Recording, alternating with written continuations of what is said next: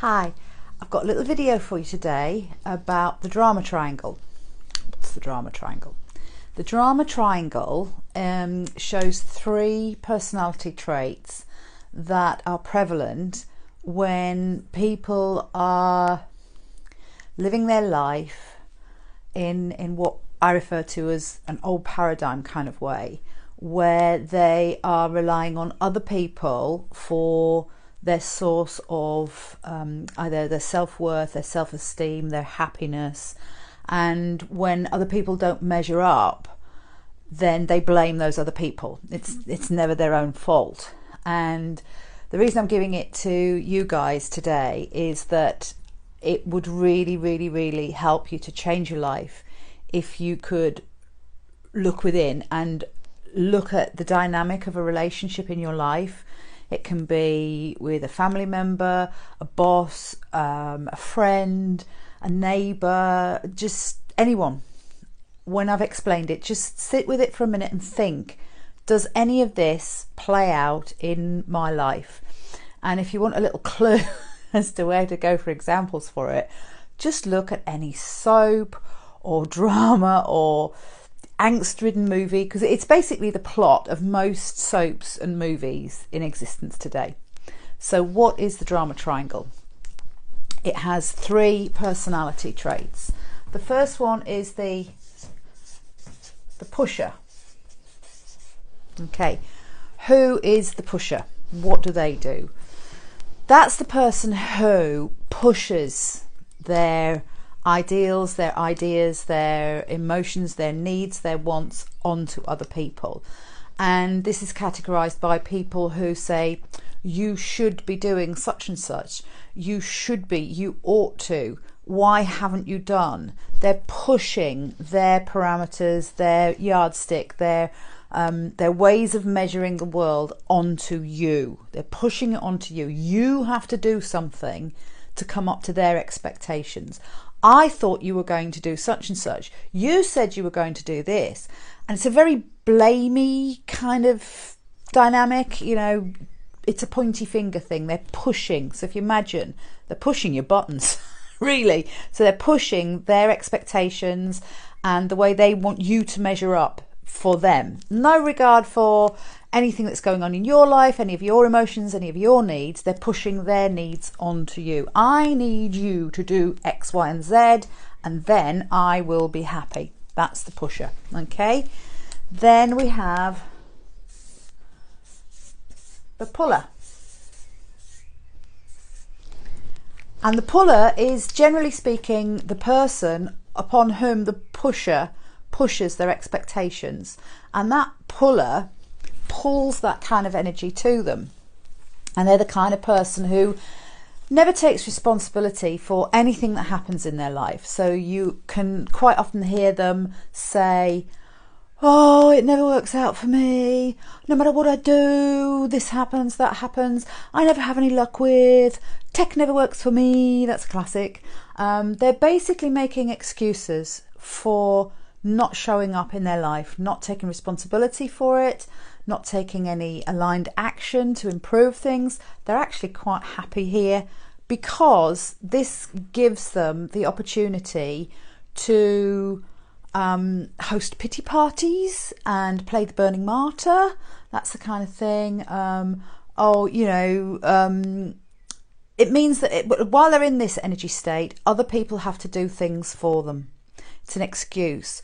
They find it very easy to, shall we say, fabricate illnesses and diseases or enhance anything that might be wrong with them as an excuse for not doing something for themselves, getting other people to do it.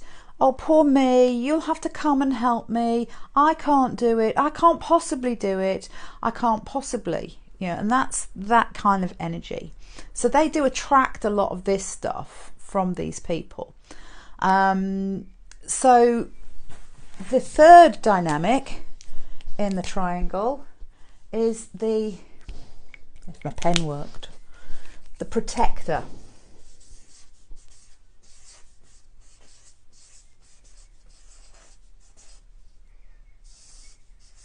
Okay, So the third one is the protector. Now the protector is, if you like, the knight in shining armour who dashes in to the puller and says, don't worry, oh, I'll do that for you. It's not a problem. I can sort that out. I'm really good at this. I can do that. And while that might on the surface seem like a good thing, it's like, oh no, they're really helpful. They're the good Samaritan. They're this, that and the other. Not really, because the puller hasn't necessarily asked for the help. Remember, the puller wants to stay here. And this protector, by doing the things and sorting everything out for them, they're kind of taking away their power of being pathetic, for want of a better word. Sorry, I've got to tell it like it is. This is where their power lies, in being all, you know, and if things get sorted out for them by the protector, then they would have to, oh, well, look, I've sorted out your iPad for you. Now you can do online business and do online banking. Now you can order your shopping. No, I wanted you to do it for me. So can you see it's the protector dives in and solves it all out, but the puller didn't actually want any of it to happen because the puller was quite happy sitting there and being pathetic. So the protector dives in, does everything without being asked. They just dive in.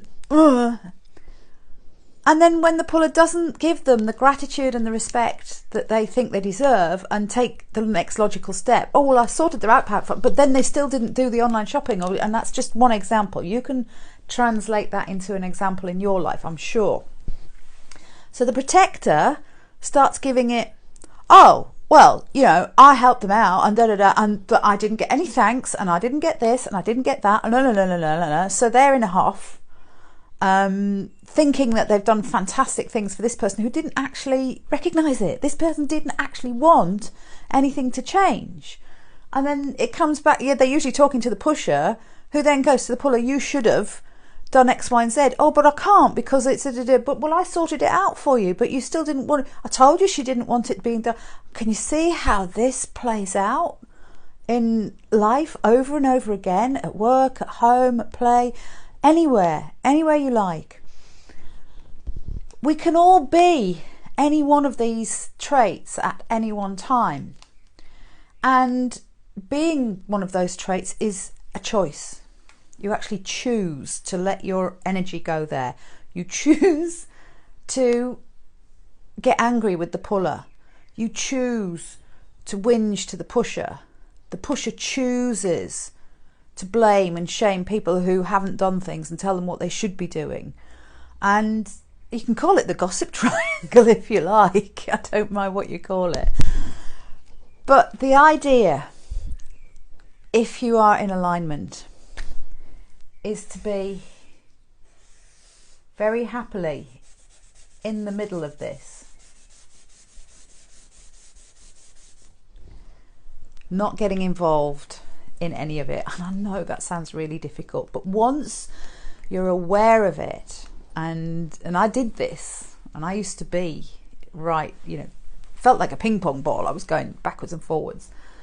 When I learned to sort of stop and look, and first of all I reflected on conversations and incidences and events in my life, and I recognised where I had played one of these things, and then decided to stop, because it's a choice. You choose to be one of these things, and you can choose to not be one of these things. EAM helps you get your energy in a place where this actually becomes easy. And I did this, and it was amazing. It was like Netflix for free right around me. Problem was, it was playing out 24/7.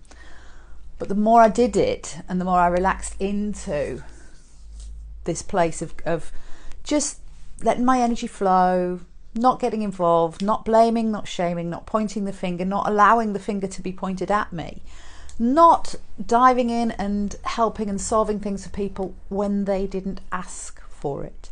It's very great, it's good to help people, but they have to ask for it. If they ask for your help, they genuinely want it. And if you think they don't genuinely want it, then you don't have to do it. You can come, this is a place of power in the middle here, and you can come from a place of power and say no to people. You don't actually have to use the word, the two-letter word. You don't actually have to use that word. You can use another word. You can use phrases and you can practice them. Terribly sorry, that doesn't fit in with my timing today or my schedule. Oh, I'm terribly sorry, but I don't think I'd be very good at that. You know, they're excuses, but they are excuses that are coming from a place of love in your energy, where you know that you're doing it for your own interests. And the number one person to look out for is yourself. It's the thing with the oxygen mask and the aeroplane. If you don't take care of yourself first, you are no good for anybody else. So by taking care of your own needs first, you are more effective when people do need your help. So I hope that was interesting for you. And yeah, comments below.